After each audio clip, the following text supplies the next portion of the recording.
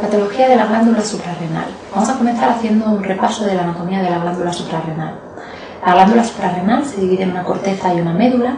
La corteza tiene un origen embriológico mesodérmico y se divide en dos capas. La capa glomerular, donde se sintetizan los mineralocorticoides, el más importante la aldosterona, y la capa fascículo-reticular, donde se sintetizan los glucocorticoides, el cortisol, y los andrógenos suprarrenales, la DEA y DEA-sulfato. En la médula, que tiene un origen ectodérmico, pertenece al sistema nervioso simpático, se sintetizan la adrenalina y la noradrenalina. La aldosterona, el cortisol, la DEA-sulfato, se llaman los esteroides suprarrenales y es porque su origen es el colesterol. Son esteroides que tienen receptores citosólicos.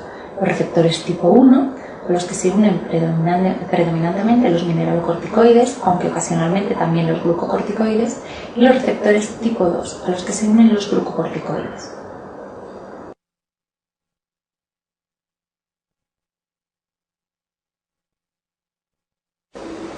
Síndrome de Cushing. ¿Es lo mismo síndrome de Cushing que enfermedad de Cushing? No. El síndrome de Cushing es tener un exceso de glucocorticoides. La enfermedad de Cushing es cuando el exceso de glucocorticoides es de origen hipofisario. En la etiología tenemos causas exógenas y causas endógenas del síndrome de Cushing. Las causas exógenas son las más frecuentes. Es la administración exógena de un tratamiento con glucocorticoides. Estos pacientes tendrán un fenotipo Cushing con las estrías rojovinosas, la cara de luna llena, la jiba de búfalo, y analíticamente, si yo mido un cortisol en sangre y en orina, va a estar suprimido, exceptuando si el paciente toma derivados de la cortisona o la hidrocortisona, en los que el cortisol en sangre y en orina sí que sería detectable.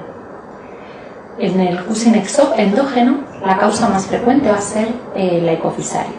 Lo más frecuente en el adulto es que sea un microadenoma hipofisario. El Cushing suprarrenal puede ser un adenoma, una hiperplasia o un carcinoma.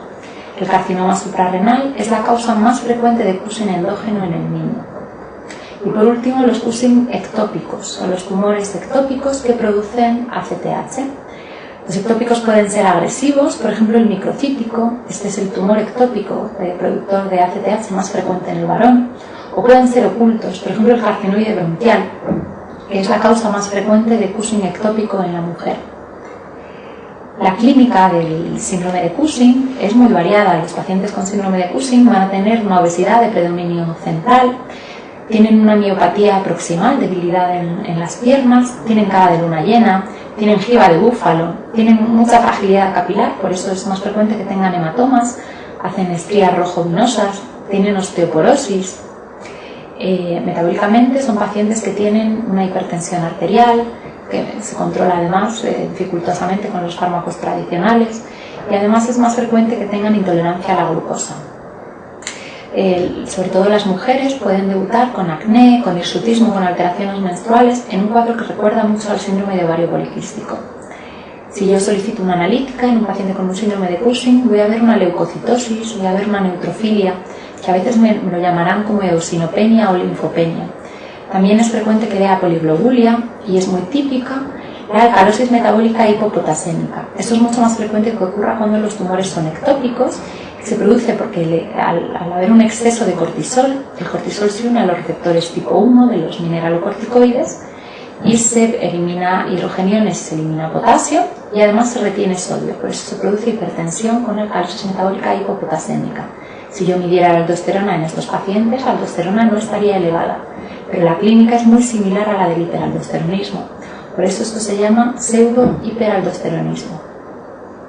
Los pacientes que tienen un ectópico agresivo, por ejemplo los que tienen un microcítico de pulmón, es un tumor que se desarrolla tan rápidamente, que va tan rápido, es tan agresivo, que no da tiempo a que se desarrolle todo el fenotipo Cushing. Estos pacientes van a tener 4 características fundamentales. Van a tener intolerancia a la glucosa, van a tener miopatía proximal, van a tener la alcalosis metabólica hipopotasémica y además van a estar hiperpigmentados por la producción de ACTH.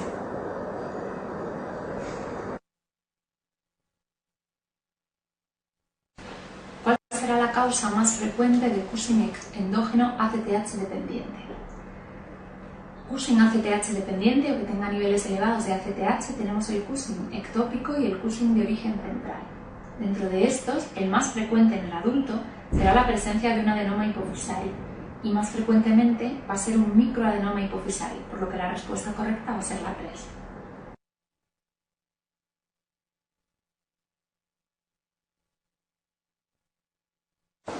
Diagnóstico de síndrome de Cushing. Vamos a comenzar con el diagnóstico bioquímico, con las pruebas de primera línea. Son 4, tenemos el cortisol libre en orina de 24 horas. Esta prueba se basa en que los pacientes con síndrome de Cushing tienen una excreción elevada de cortisol en orina. Consiste en recoger la orina de 24 horas, al menos en 2 días, y en los pacientes con Cushing la excreción estará por encima de 100-140 microgramos día. No está recomendada realizarla en pacientes que tengan alteraciones de la función renal con aclaramientos de creatinina inferiores a 60 y tampoco está recomendada como despistaje inicial en un paciente con un incidentaloma suprarrenal. La siguiente prueba es el test de supresión con 1 miligramo de dexametasona, también se llama el test de Nugent. Consiste en administrar 1 miligramo de dexametasona a las 11 de la noche y a la mañana siguiente a medir el cortisol a las 8 de la mañana. Los pacientes que tienen síndrome de Cushing no van a suprimir el cortisol. El cortisol a las 8 de la mañana va a estar elevado por encima de 1.8. La siguiente prueba es el test de 2 miligramos de dexametasona, también se llama el test de Lidl-Deli. En esta prueba también me la pueden llamar de 0,5 miligramos cada 6 horas durante 2 días, porque consiste precisamente en eso, en dar 0,5 miligramos de dexametasona cada 6 horas durante 2 días y a la mañana del tercer día medir un cortisol a las 8 de la mañana. Si el cortisol no está suprimido, está por encima de 1.8, es sugerente de síndrome de Cushing. Diremos que es una prueba positiva. La última prueba es el cortisol en saliva. Medimos el cortisol en la saliva a las 11 de la noche y en una persona sana el cortisol por la noche estaría suprimido por el ritmo circadiano. Pues los pacientes con síndrome de Cushing no suprimen el cortisol en saliva a las 11 de la noche. Si tengo 2 pruebas de primera línea positivas, ya tengo el diagnóstico de síndrome de Cushing. Si solo tengo una, tengo que hacer una de las pruebas de segunda línea, que son 2. El cortisol nocturno, consiste en medir el cortisol sérico a las 11 de la noche y comprobar que los pacientes con Cushing no está suprimido, tendrán cifras por encima de 7.5. Y la segunda prueba va a ser una prueba combinada. Combinamos el test de 2 miligramos de dexametasona con un estímulo con CRH. Los pacientes que tengan pseudo-Cushing va a permanecer el cortisol suprimido a pesar del estímulo con CRH. Los pacientes que tienen Cushing central, en los que el eje CRH-ACTH-cortisol está conservado, al estimular con CRH, el cortisol va a elevarse.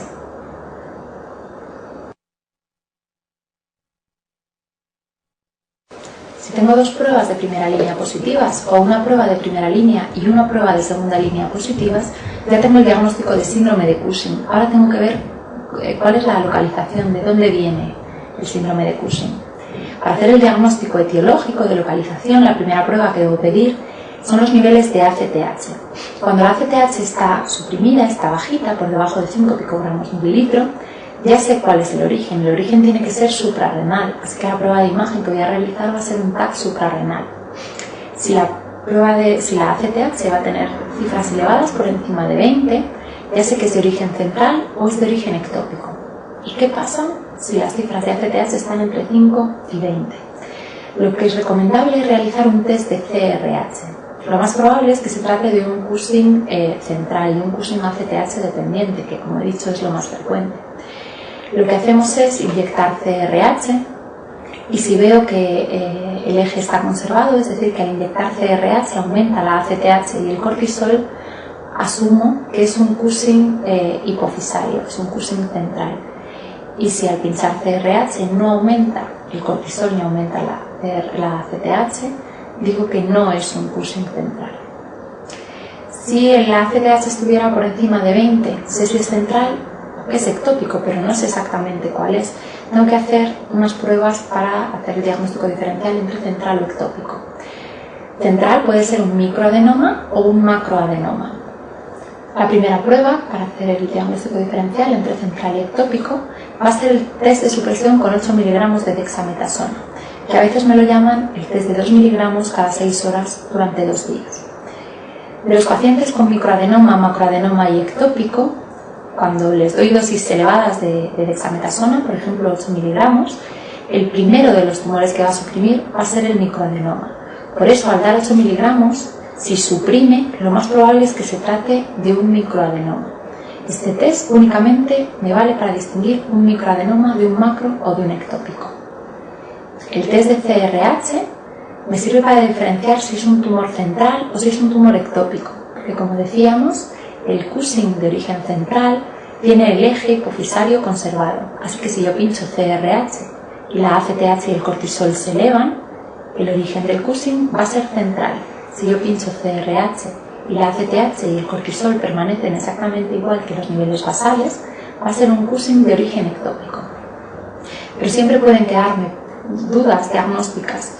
En estos casos, cuando tenga un Cushing ACTH dependiente y no sepa exactamente si es hipofisario, si es central, si es hipofisario central o si es ectópico, debo realizar un cateterismo de los senos petrosos inferiores. ¿Cuáles son las indicaciones de esta prueba? Pues fundamentalmente cuando en la resonancia encuentro una lesión de pequeño tamaño, menor de 6 milímetros. Cuando tengo pruebas que son discordantes, cuando hay una prueba que me indica que es de origen central y tengo otra prueba que me dice que parece más bien ectópico.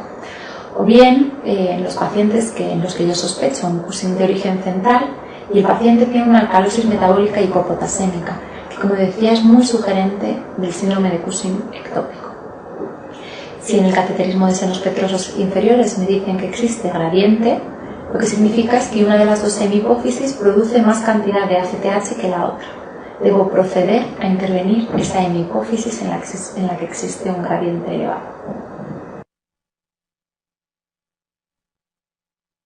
El paciente de esta pregunta tiene un síndrome de Cushing por una secreción ectópica de ACTH, lo dicen en la propia pregunta, pero la presencia de alcalosis metabólica, de hipopotasemia, debe hacerme pensar que tiene un Cushing ectópico.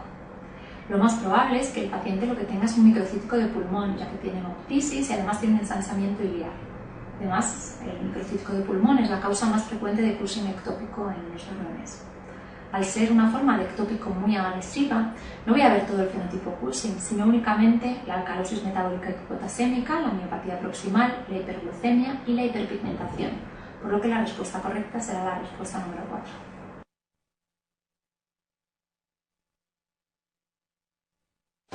¿Cuáles son las pruebas de imagen que tienen utilidad en el diagnóstico etiológico del síndrome de Cushing? Para la hipófisis, la resonancia nuclear magnética con gadolinio. Si la sospecha es de un tumor ectópico, se puede hacer un tap body de cérvico tóraco abdominal. Si la sospecha es suprarrenal, un TAC o una resonancia suprarrenal. Puedo hacer también un octreoscan porque muchos de los tumores que producen cortisol o ACTH expresan receptores para somatostatina. Puedo hacer un PET que ha demostrado utilidad para diagnosticar si es un carcinoma suprarrenal o es simplemente un adenoma suprarrenal productor de cortisol. Y también se puede hacer una gamografía con yodo colesterol marcado.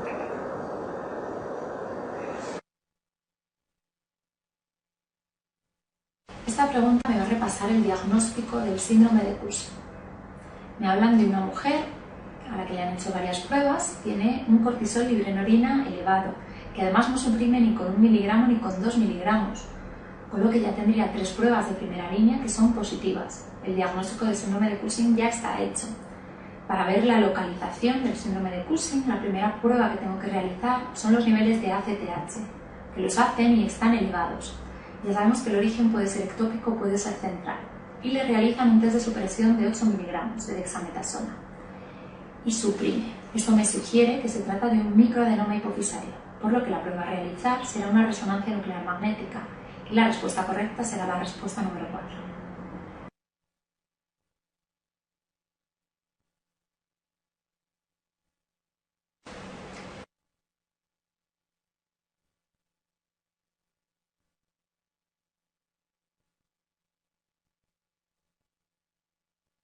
El cateterismo de los senos petrosos es una prueba que está en auge, con lo que la respuesta 3 es falsa. Es una prueba que es bastante complicada de realizar, que además precisa de un radiólogo intervencionista experto que evite complicaciones, como los hematomas o la aparición de fístulas. La respuesta 2 será incorrecta también, que únicamente va a ser útil para diferenciar las causas de Cushing ACTH dependiente. La respuesta 1 y la respuesta 5 son falsas también.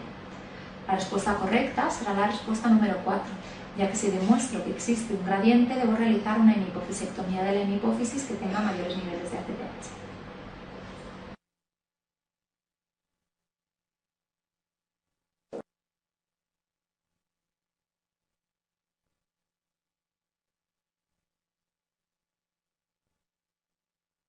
La cirugía transesfenoidal, ocasionalmente asociada a radioterapia.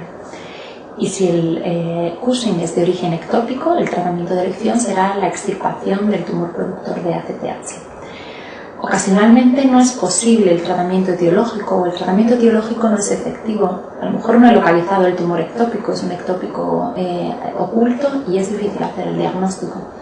En estos casos se pueden hacer suprarrenalectomías médicas o quirúrgicas. Para la suprarrenalectomía médica se hace con unos fármacos como el ketoconazol, el mitotano, la aminoglutatimida, el etomidato, la metopirona. O la suprarrenalectomía quirúrgica consiste en quitar las dos glándulas suprarrenales. Esto en realidad no es un tratamiento etiológico, es un pequeño parche. Es una pequeña cutrada que hacemos. Yo no sé exactamente dónde está el tumor del paciente. Lo que sí que sé es que el cortisol se produce en las suprarrenales. Si yo extirpo las suprarrenales, voy a eliminar ese exceso de cortisol. Si yo hago la suprarrenalectomía quirúrgica bilateral, puede suceder que lo que el paciente tuviera fuera un microadenoma hipofisario de tamaño muy pequeño, que no he sido capaz de ver en la resonancia, pero que al quitar las dos suprarrenales, por feedback, va a estimular a ese microtumor residual. Ese tumor va a crecer, va a producir gran cantidad de ACTH y eso es lo que llamamos síndrome de Nelson. El síndrome de Nelson es el crecimiento de un tumor hipofisario residual tras una suprarrenalectomía quirúrgica bilateral. Debo sospecharlo siempre en todo paciente con un Cushing al que le he quitado las dos suprarrenales y que empieza a hiperpigmentarse. Son tumores muy agresivos que hay que operar y habitualmente hay que darle radioterapia.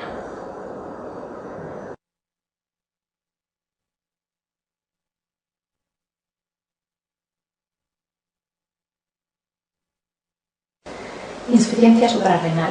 La insuficiencia suprarrenal puede ser de origen suprarrenal, puede ser de origen hipotalámico o hipofisario o puede ser por una supresión prolongada del eje. La causa más frecuente de insuficiencia suprarrenal crónica va a ser la adrenalitis autoinmune, la enfermedad de Addison. La causa más frecuente de crisis suprarrenal, insuficiencia suprarrenal aguda, va a ser la suspensión brusca de un tratamiento con glucocorticoides. ¿Cuál va a ser la clínica? Pues fundamentalmente es una clínica bastante insidiosa de astenia, debilidad, molestias gástricas, náuseas, pérdida de peso y además tienen tendencia a la hipoglucemia. Si el origen es primario, suprarrenal, el paciente además va a estar hiperpigmentado por un exceso compensatorio de la ACTH. Y si el origen es primario o suprarrenal, va a existir además un hipoaldosteronismo, con lo cual el paciente va a tener hiperpotasemia y una acidosis metabólica leve.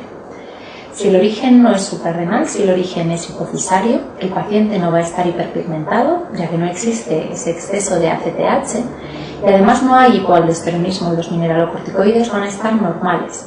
Esto es porque la aldosterona no solamente se regula por la ACTH, se regula también por el sistema renina-angiotensina-aldosterona, que va a permanecer intacto en los pacientes que tienen insuficiencia suprarrenal secundaria.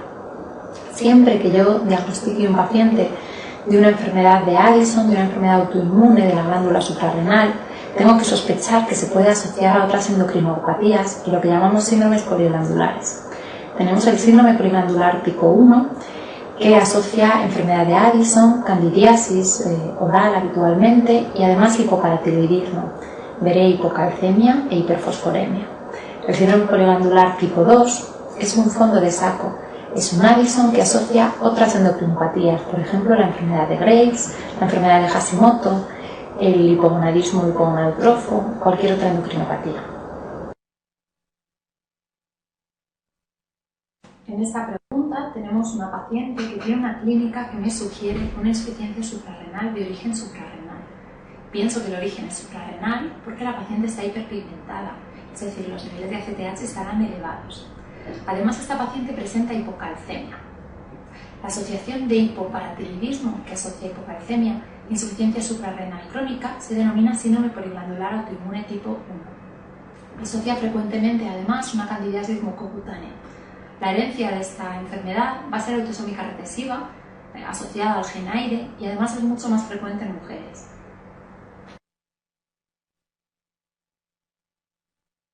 Diagnóstico de insuficiencia suprarrenal. Si yo sospecho una insuficiencia suprarrenal, la primera prueba que debo hacer es un cortisol basal a las 8 de la mañana. El problema que tiene esta prueba es que muchas veces se solapan los valores normales con los valores patológicos. Por eso solamente va a ser de utilidad cuando el cortisol basal sea muy bajito, menor de 3,5, que eso será diagnóstico de insuficiencia suprarrenal, o esté muy elevado, esté por encima de 18. Esto me descartará la insuficiencia suprarrenal. Pero lo más frecuente es que los valores que me den sean intermedios, entre 3,5 y 18. En ese caso tengo que solicitar una prueba confirmatoria, y esta prueba voy a elegirla en función de lo que yo sospeche. Si mi sospecha fundamental es que el origen es primario, es decir, es una patología suprarrenal, porque el paciente está moreno, está hiperpigmentado, o porque el paciente tiene hiperpotasemia, la prueba de elección es el test de estímulo con 250 microgramos de ACTH. Yo pincho 250 microgramos de ACTH y a los 30 minutos mido el cortisol. En un paciente con una enfermedad de Addison, con una patología con un déficit de cortisol, si yo pincho ACTH, el cortisol no se estimula, no funciona la suprarrenal. Por eso a los 30 minutos el cortisol en estos pacientes estará por debajo de 18. Si mi sospecha es de una insuficiencia suprarrenal secundaria, es de causa hipofisaria. En ese caso, la prueba de elección va a ser la hipoglucemia insulínica. ¿Y qué pasa con el test de ACTH? ¿Puedo o no puedo realizarlo en estos pacientes? Pues depende fundamentalmente de cuándo haya sido la agresión hipofisaria. Si han pasado pocos meses, por ejemplo, el paciente ha sido sometido a una cirugía hipofisaria hace menos de 4 meses o una radioterapia hace menos de 9 meses, la suprarrenal está intacta, funciona. En estos momentos no es válido el test de ACTH. Si pincho ACTH, la suprarrenal va a producir cortisol. Si han pasado ya más meses, más de 4 meses después de la cirugía, más de 9 después de la radioterapia, la suprarrenal ya no está intacta. Se ha producido una atrofia de la capa fascículo-reticular, que es la que produce cortisol.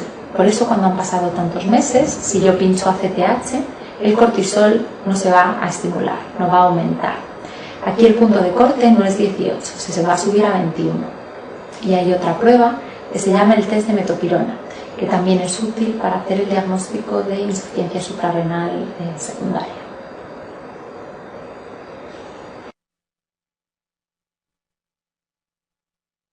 Tratamiento de la insuficiencia suprarrenal. Si la insuficiencia suprarrenal es primaria, debo reponer glucocorticoides y mineralocorticoides. Glucocorticoides tenemos fundamentalmente 3. Tenemos la hidrocortisona, tenemos la prednisona y tenemos la dexametasona. Los efectos secundarios de los glucocorticoides son más frecuentes, que produzcan gastritis, insomnio, estrés, intranquilidad. Si me paso de dosis, el paciente puede tener un síndrome de Cushing. Puedo ver las estrías rojoluminosas, puedo ver la cara redondeada, la obesidad abdominal. El seguimiento de estos pacientes para ver si he acertado con la dosis de corticoides va a ser únicamente clínico. ¿Y cómo hago la reposición con mineralocorticoides? Solamente tenemos un fármaco, que es la fludrocortisona. Los efectos secundarios son un poco más frecuentes y lo que puedo ver va a ser hipopotasemia, puedo ver hipertensión arterial, edemas, insuficiencia cardíaca. El seguimiento de la reposición con mineralocorticoides lo hago solicitando actividad renina plasmática, potasio, y midiendo la tensión del paciente en sedestación y en ortostatismo. En la insuficiencia suprarrenal secundaria únicamente va a ser necesario reponer glucocorticoides, porque los mineralocorticoides no están alterados si el origen es hipofisario. ¿Y qué pasa con los andrógenos suprarrenales? Hay múltiples estudios que hablan de la reposición de andrógenos suprarrenales y ninguno ha demostrado utilidad, así que no está indicado el tratamiento sustitutivo con DEA ni DEA-sulfato. Crisis suprarrenal es una de las pocas urgencias endocrinológicas que existen. La etiología más frecuente es la suspensión brusca de un tratamiento con glucocorticoides. Puede ser un paciente que ya tenga una insuficiencia renal crónica diagnosticada y que de repente tiene una situación de estrés, por ejemplo, un tráfico. También puede ser una destrucción hemorrágica bilateral, que en los pacientes adultos ocurre más frecuentemente asociada con el uso de heparinas o de antifumarínicos, O en los niños puede verse en el síndrome de Waterhouse-Friedrichsen, que es una destrucción hemorrágica simultánea de las dos glándulas suprarrenales, secundaria a una infección, habitualmente por pseudomonas o por un meningococo. La clínica de la crisis suprarrenal es fiebre elevada, habitualmente por algún desencadenante infeccioso, hiponatremia, hemoconcentración, acidosis metabólica y muy típicamente hipercalcemia. El tratamiento de estos pacientes va a ser medidas de soporte, corticoides en dosis elevadas, hidrocortisona IV, que la ponemos en bolos de 100 miligramos cada 6-8 horas, o en perfusión continua, dada la corta vida media de este corticoide. Cuando doy dosis elevadas de hidrocortisona por encima de 100 miligramos al día, no es necesario que reponga mineralocorticoides.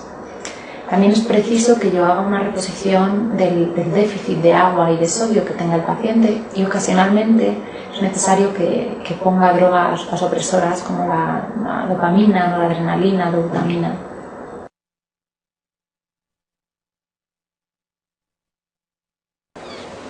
Hiperaldosteronismo. Existen tres formas de hiperaldosteronismo: el hiperaldosteronismo primario, que se produce por una secreción autónoma de aldosterona, tiene una prevalencia elevada, hasta un 10% de las hipertensiones en nuestro medio son secundarias a un hiperaldosteronismo primario. En estos pacientes voy a ver niveles elevados de aldosterona con una actividad de la renina plasmática suprimida. Las causas pueden ser un adenoma suprarrenal o síndrome de Cohn, es la causa más frecuente de hiperaldosteronismo primario. Puedo tener una hiperplasia suprarrenal, puedo tener un carcinoma suprarrenal y puedo tener una forma hereditaria, lo que se llama hiperaldosteronismo remediable con glucocorticoides o síndrome de Sutherland. En esta patología lo que se ve es que la aldosterona deja de estar sintetizada en la capa glomerular y comienza a sintetizarse en la capa fascículo-reticular y depende exclusivamente de la ACTH. Por eso, si yo administro glucocorticoides, voy a disminuir la cantidad de ACTH y a su vez voy a disminuir la cantidad de aldosterona. En los hiperaldosteronismos secundarios, la aldosterona está elevada, pero de forma secundaria a la elevación de la renina. La renina se eleva cuando hay una deplección de volumen, por ejemplo, un paciente muy deshidratado, o cuando disminuye la cantidad de flujo de sangre que llega al riñón, por ejemplo, la hipertensión renovascular o maligna por una estenosis de la arteria renal. También se puede producir por una enfermedad nefrológica que se llama el síndrome de Bartter. En el síndrome de Bartter existe una hiperplasia del aparato justaglomerular. Por último, tenemos los pseudohiperaldosteronismos. En estas patologías, la aldosterona y la renina van a estar suprimidas. Hay elevado algún otro mineralocorticoide. Esto lo veíamos, por ejemplo, en el síndrome de Cushing, en los que el exceso de cortisol se unía a los receptores tipo 1 de los mineralocorticoides y me produce hipertensión y alcalosis metabólica hipopotasémica, pero la aldosterona no va a estar elevada. También se producen los tumores secretores de DOCA, que también tiene efecto mineralocorticoide, en los déficits de 11 y 17 hidroxilasa, que se acumulan precursores con acción mineralocorticoide, en el síndrome de Liddle, que hay una activación persistente del receptor de la aldosterona, y también cuando existen defectos en la 11 beta hidroxisteroide deshidrogenasa tipo 2.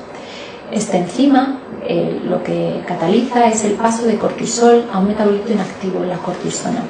Si existe un defecto en esta enzima, se va a acumular cortisol que va a ser capaz de unirse al receptor 1 de mineralocorticoides.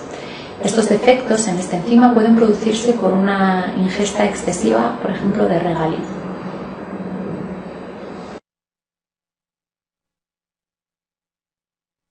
Clínica del hiperaldosteronismo primario.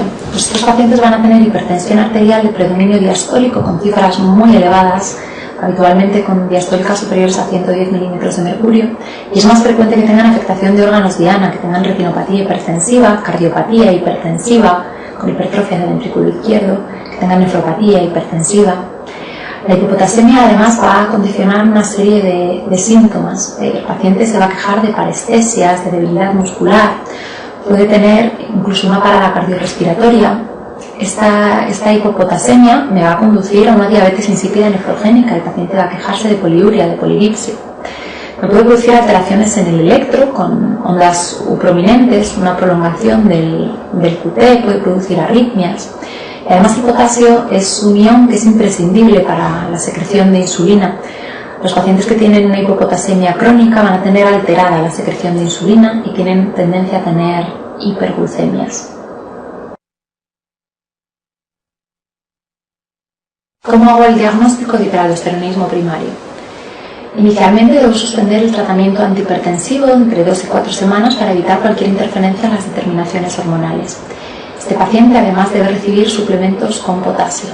A continuación debo medir una excreción urinaria de potasio. Si el potasio en la orina está bajo, está por debajo de 30 miliequivalentes día, debo echarle las culpas de la hipertensión y hipopotasemia a los diuréticos o pérdidas digestivas. Si la excreción urinaria está elevada, está por encima de 30 miliequivalentes día, debo proseguir haciendo el estudio y lo que debo pedir es un cociente aldosterona actividad de renina plasmática. Si la aldosterona está elevada y la actividad de renina plasmática está baja, debo sospechar un hiperaldosteronismo primario. La mayoría de los autores piden que la aldosterona esté elevada por encima de 15, la renina esté por debajo de 1 y el cociente esté por encima de 30. Si tengo estos 3 criterios, debo proseguir el estudio y hacer una prueba confirmatoria. Hay 4 pruebas confirmatorias fundamentalmente y no está recomendada ninguna por encima de las otras.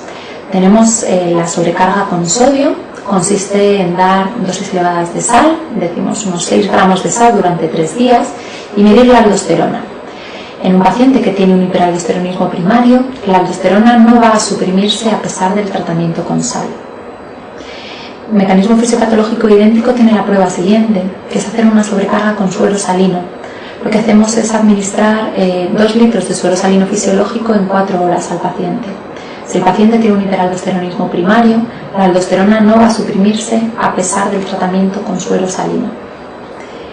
También podemos hacer otros test, como el test de supresión con fluorocortisona, que es un mineralocorticoide que tampoco suprimiría la aldosterona en los pacientes con hiperaldo, o el test del captopril.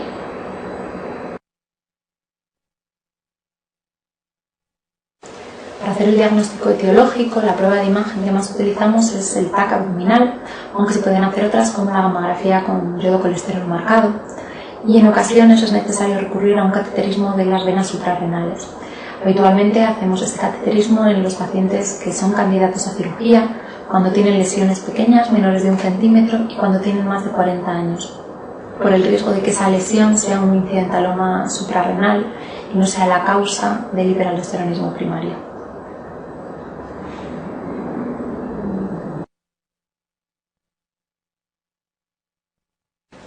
La pregunta es muy ilustrativa sobre los tipos que tenemos de hiperaldosteronismo.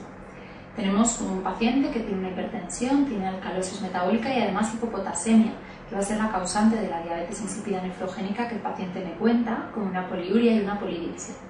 Además tiene hiperglucemia, que también aparece por la hipopotasemia, ya que el potasio es necesario para la secreción de insulina. ¿En qué debo pensar? Pues debo pensar en hiperaldosteronismo primario, ya que me dicen que tenemos una aldosterona que está elevada y una actividad de la renina plasmática que está suprimida. Y además, después de hacer una prueba confirmatoria, como la prueba de infusión con suero salino, la aldosterona persiste elevada. La única causa de las enumeradas que me producen un hiperaldosteronismo primario es la respuesta 2, el aldosteronoma o síndrome de Cohn. En el síndrome de Liddle, el defecto de la 11-beta-hidroxiesteroide deshidrogenasa o los tumores productores de DOCA, la aldosterona y la actividad de renina plasmática estarían bajas, siendo un pseudo-hiperaldosteronismo. Y el hiperaldosteronismo secundario encontraría una aldosterona elevada y una actividad de renina plasmática elevada también.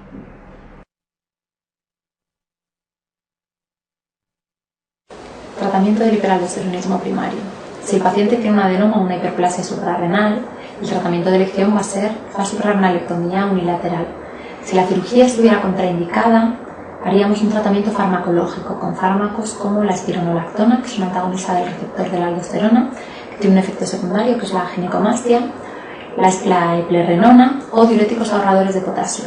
En los pacientes que tienen un hiperaldosteronismo primario, está contraindicado el tratamiento con diuréticos de ASA, con la furosemida, porque estos fármacos empeoran la hipopotasemia que está ya presente en el paciente.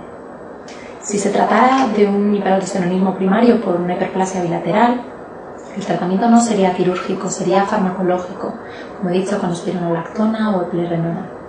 En las formas hereditarias remediables con corticoides, el tratamiento va a ser corticoides en dosis bajas o ahorradores de potasio.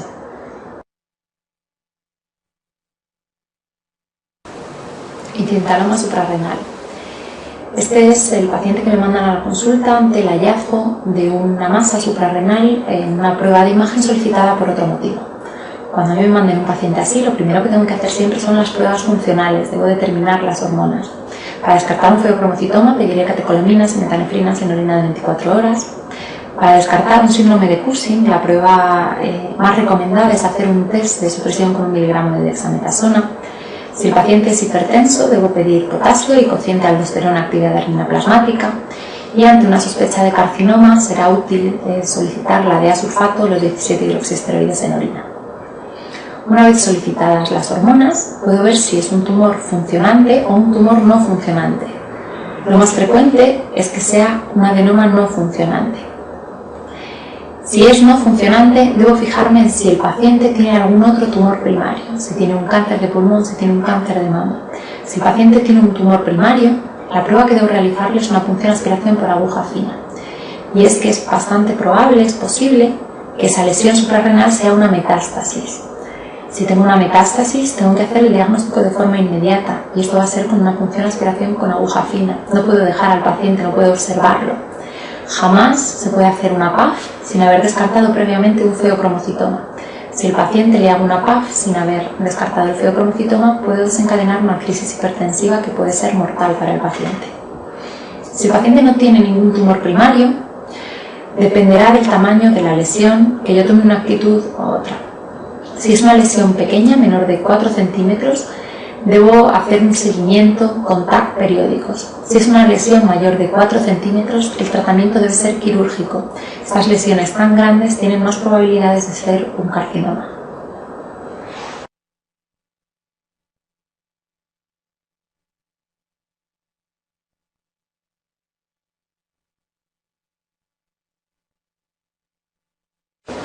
Los feocromocitomas son tumores poco frecuentes derivados de las células cromafines del sistema nervioso simpático que sintetizan y secretan catecolaminas. El feocromocitoma decimos que en el adulto es el tumor del 10%, porque un 10% son bilaterales, un 10% son malignos y un 10% están fuera de la suprarrenal. En el niño, en cambio, decimos que es el tumor del 25%, porque un 25% están fuera de la suprarrenal y un 25% van a ser suprarrenales. Lo más frecuente es que sea una lesión única, que sea benigna, que esté en la suprarrenal y además decimos que es un tumor de derechas, porque es más frecuente que estén localizados en el lado derecho. Es un tumor que necesita vascularización y la suprarrenal derecha está mejor irrigada que la suprarrenal izquierda.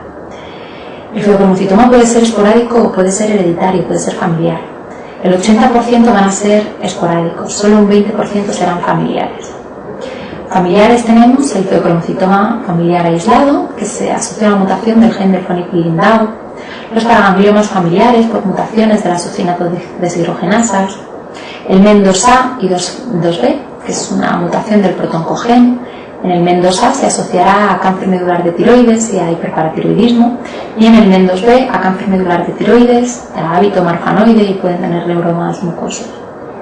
La enfermedad de Fonipil-Lindau también se asocia al feocromocitoma. Es una mutación en el gen del Fonipil-Lindau, tienen hemangiomas retinianos y también hemangioblastomas cerebelosos. Por último, la enfermedad de von Recklinghausen o neurofibromato cístico 1, que tienen pecas, tienen las manchas café con leche y un 5% van a asociar feocromocitoma. Debo sospechar que la causa es genética cuando el feocromocitoma aparece en pacientes menores de 30 años, cuando son tumores bilaterales, están fuera de la suprarrenal o cuando el paciente tiene paragangliomas múltiples. De las siguientes, ¿cuál no me haría sospechar un feocromocitoma? La primera respuesta me habla de un paciente que es hipertenso, que además tiene un mal control, está intervenido de tiroides, tiene un hábito marfanoide, tiene neuromas mucocutáneos. Este paciente debe hacerme sospechar un MEN2B. Probablemente la intervención tiroidea fuera por un cáncer medular de tiroides. Siguiente paciente tiene hipertensión arterial y además tiene cefalea, sudor, palpitaciones. Es decir, tiene mucha clínica adrenérgica. Hipertensión adrenérgica siempre debe hacerme sospechar o pensar en un feocromocitoma. La respuesta 3 me hablan de esta clínica, pero que está en el contexto de una hipoglucemia. forma fisiológica, en el contexto de toda hipoglucemia existe una descarga adrenérgica, ya que la adrenalina y la noradrenalina son hormonas contrainsulares, por lo que la respuesta 3 es la respuesta falsa que tengo que marcar. La respuesta 4, siempre tengo que sospechar un feocromocitoma en todo paciente hipertenso que tenga un incidentaloma. La 5, esto se hacía muy antiguamente, pero se podía utilizar la fentolamina para hacer el diagnóstico de feocromocitoma, por la mejoría espectacular de las crisis hipertensivas que se producen tras su administración.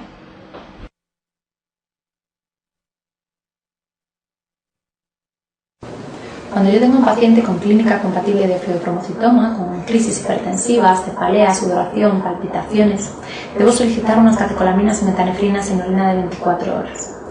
En caso de elevación, estaría ya confirmado el diagnóstico de feocromocitoma y tengo que hacer un diagnóstico de localización. Puedo hacer un TAC o una resonancia suprarrenal. Hay una prueba específica que se llama gamografía con metayodo-bencilcoanilina, MIBG. Puedo hacer una ortografía abdominal, como he dicho es un tumor muy vascularizado, o puedo hacer un PET.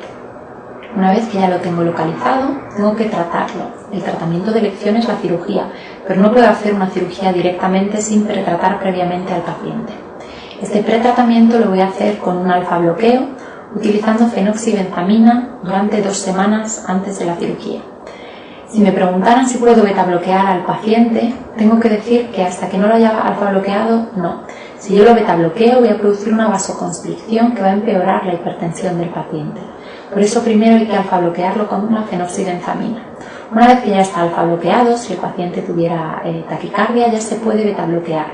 Si tuviera crisis hipertensivas, se le puede poner fentolamina o nitroprusiato. Estos pacientes, aunque tengan hipertensión, tienen una deplección de volumen. Por eso antes de la cirugía es conveniente que yo le diga al paciente que tiene que hacer una dieta rica en sal y además, previo al quirófano, yo le voy a poner un suero salino fisiológico. Esto es para evitar la hipotensión rebote una vez que yo he extirpado el tumor secretor de catecolaminas. Y por último, hay que hacer la cirugía del tumor. Habitualmente se hace por vía laparoscópica. En los pacientes en los que no fuera posible hacer un tratamiento quirúrgico, podemos alfa bloquear o podemos poner metilosina.